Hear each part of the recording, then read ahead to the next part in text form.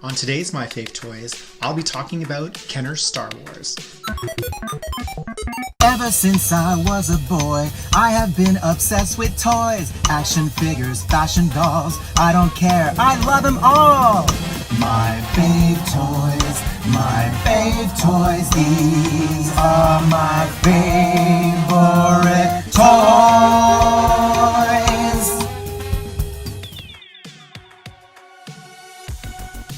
Hello everybody, welcome to My Fave Toys. My name is Stefan Cote, and today we're going to talk about Star Wars, Kenner's Star Wars. Now, my love affair with Kenner's Star Wars started in, I believe it was 1978. At that point, I'd been collecting stuffed animals and dinky cars, and the only small figures on the market were these guys. Were kind of funny. They were the Fisher-Price 3 3/4 inch figures that came with vehicles, and there were the larger figures like 12 up to 14 inch figures that were like G.I. Joe or $6 Million Man or Pulsar. That's what was being played with. So I was literally born into Star Wars and born into the action figure movement. That's why they're so nostalgic for me, and I love collecting them because they really bring back amazing memories and a community that still exists as adults today but doesn't exist with children necessarily. So I was discussing this with my mom not too long ago, so it must have been Christmas 78 or 79, where she apparently had gone to every store and she finally found Darth Vader at Sears because all the kids wanted Darth Vader and he was almost impossible to find. Thanks, Mom. I clearly remember Christmas Eve 78 or 79 receiving a set of Fisher-Price Sesame Street figures, the ones that only had heads and the round peg body, and my first Star Wars figures. So I received a couple of loose ones and I had a few in a tray. And I remember, I'm pretty sure that C-3PO, R2-D2, and Chewbacca were in that tray and box. My Aunt Jacqueline, my mom's sister, would visit every Sunday, and when she saw that I really liked Star Wars, I would start getting a Star Wars figure every single Sunday. So you can see how fast my collection built up. And I took care of my toys. I really loved my toys. Every time I got a new one, I would sleep with it. There's something about the vinyl, the smell of the vinyl when you first open the figure, and it lasted about a week. And I remember I would sleep with the figure. There's something comforting about it. And to this day, it's very, very nostalgic. And I've shared this story before. However, I'm going to share it again. On the street, many people had Luke Skywalker and Darth Vader and stormtroopers, etc. And my nose could tell them apart. Like, I could tell which Luke Skywalker was mine by smelling him.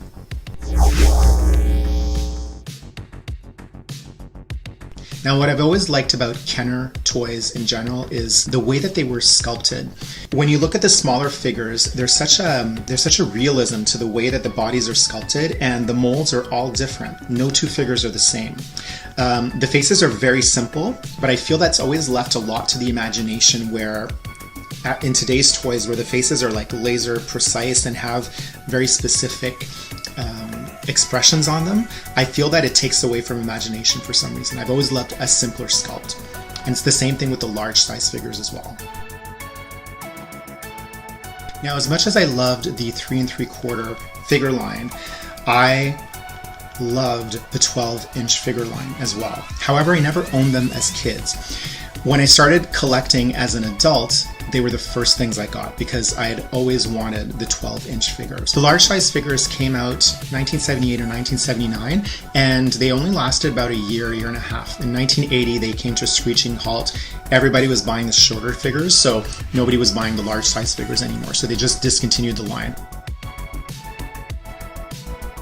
Had you told me when I was 6 or 7 that the Star Wars I loved today would still be around 40 years from now and still be even as popular, if not more, I don't know if I would have believed that or fathomed that or understood that. So I'm going to start with my smaller figure collection. This is my original, my OG Luke Skywalker. The weapons, by the way, I bought from a Silver Flame. It really doesn't charge much, and they're really great to add to the figures because obviously, who has Leia's gun? They all went down the vacuum cleaner, obviously. Here's my original Princess Leia. Han Solo, this is a find actually from maybe 10 years ago. I was in New York City and I found this at a comic book store. There's two versions of Han Solo. There's a version with a really big head, which I never liked. My original Chewbacca, which I swear came in that tray that I was telling you about. There's a sand person. Here's Ben Kenobi, who I found in Toronto at a comic book store. My original Darth Vader that my mom hunted at Sears for. She had to fight her way among many other mothers to get him. Thank you, Mom.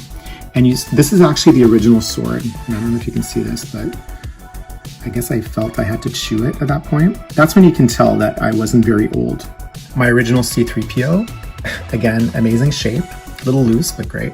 My original R2-D2, I mean, the sticker's faded, but I mean, it just makes them extra nostalgic. Oh, Jawa has a really sweet story. Jawa was given to me by Yannick Henry. Yannick was an older kid who lived down the street. And like I said, kids would get together and bring all their Star Wars toys together, and some of us had the same toys, some of us had different ones, so it made for some really interesting play.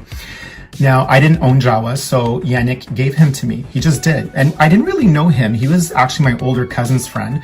I guess at that point he was a little bit older and not really into toys anymore. So he said, "Do you want him?" I'm like, "Sure." And he just gave him to me. It was such a generous gesture because, I mean, you don't just give your toys away, right? Especially back then, like, your toys are your treasures.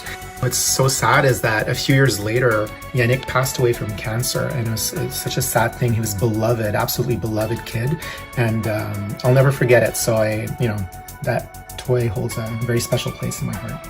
So here are some other guys. Leia is a more contemporary version, but I got her because I feel she looks better than the original from the 80s. And I'll write down who makes these little signs that are absolutely amazing. So here are some other figures from The Empire Strikes Back, Return of the Jedi. Here's my original Yoda. You have Lando looking great. My original Gamorrean Guard. This is Luke. I got him years later. I always felt he was the best looking version of Luke. Got Boba Fett. So happy he's back in the limelight. And here's a mix of Return of the Jedi's toys. So original Jabba, or original Bib Fortuna, his little pet. And this Uma came out at the same time as the Princess Leia here. So probably end of the 90s, beginning of the 2000s. And of course I had to add the Mandalorian. There's a retro line because they're done exactly like the original 70s and 80s toys. Here is the carrying case. There were two. There was this one and C-3PO. This is not the original that I had as a kid, but I'll never forget my parents had gone to some sort of a meeting and they were gone for the weekend. And when they came back, they had this for me. And I'll never forget because it was so cool. I could put all my toys in here. Here's a mishmash of Star Wars and other figures that I collect. But most of these are Star Wars. So as you know, there were countless play sets and vehicles in the Star Wars universe, and this is probably the biggest one that there was. And my godparents had gotten this for me for, I believe it was my birthday when I was about 4 or 5, and I absolutely loved this toy. It was the Death Star. So there's several levels here, so I'm going to show you. It's quite a beast. So when you're a kid, this is actually a really huge toy. It's huge as an adult, so I can only imagine as a kid, it just looks that much bigger. And there's just so many attention to detail. So I did add a couple of more modern figures here because this figure didn't exist in the original line, and neither did Grand Moff Tarkin. If you can see here, there's an elevator. On the back of, you could put Ben Kenobi trying to, work his magic here as he does in the movie, trying to stop the tractor beam.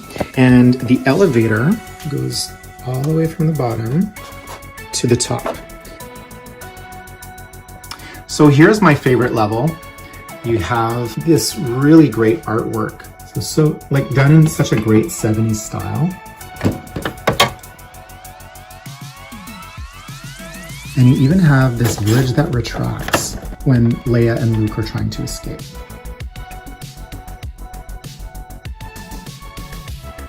And there's just a lot of really cool nooks and crannies that, you know, kept us busy for hours. I remember my sister and I playing with this for so long. And then you have the trap door that leads into the garbage chute. So I filled it with makeup sponges. Makes for a soft line there. The original came with colored sponges that were very much like it. So my goal is to actually paint these. You have a lever here that you turn, and you can put a figure in, and as he desperately tries to escape, the wall closes in on them, and you can recreate the scene where they escape from the door. Now, let me introduce you to the large size figures. Here we have the tallest two. They stand about 15 inches. We have Darth Vader and Chewbacca.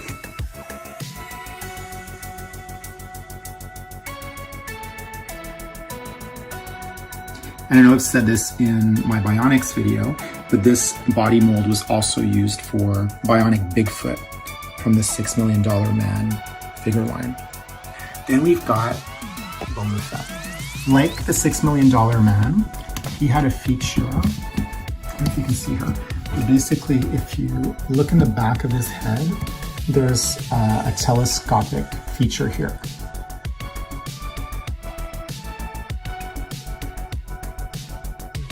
And the Stormtrooper. And again, I love the simplicity, like, again, limited articulation, but such a great figure. And here we have the Fab Four. So we have Luke Skywalker, and these are repro weapons that I bought as well. Here we have Ben Kenobi. Simple, but just super great figure. And obviously, one of my favorites, Princess Leia. And her buns are quite intact. I've never really touched them. I just left them as is. And it looks like in the movie, like when she's running around and her buns get looser. I kind of like that. And what I like about her is that she's different from like the other Barbie like figures that you had on the market at that point. She's a little bit more muscular. Sorry, Leia. She's a little bit shorter as well. And Han Solo.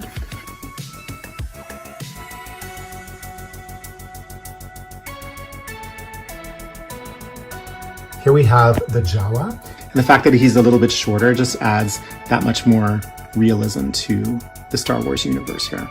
And last but not least, we've got C-3PO and R2-D2. These come from the 90s, around 96, 97. The Power of the Force line relaunched the large size figure line because there were adult collectors that were really starting to look for larger sized figures, and they really did a great job with coming out with, I think, almost every single character. Here's another example of the Power of the Force line. Obviously Lando Calrissian, looking awesome.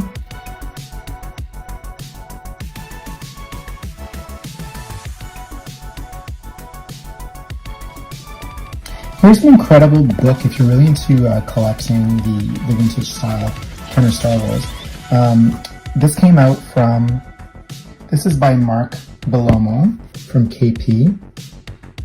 What's really great about it is that you really have a comprehensive guide to all the figures. You have their full backstory and all the legends behind each and every one of them. It goes through the smaller figure line, the mail-aways. You even have the carry cases, the vehicles, and the play sets.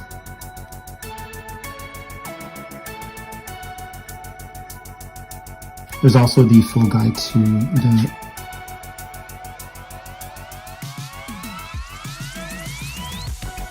highly recommended.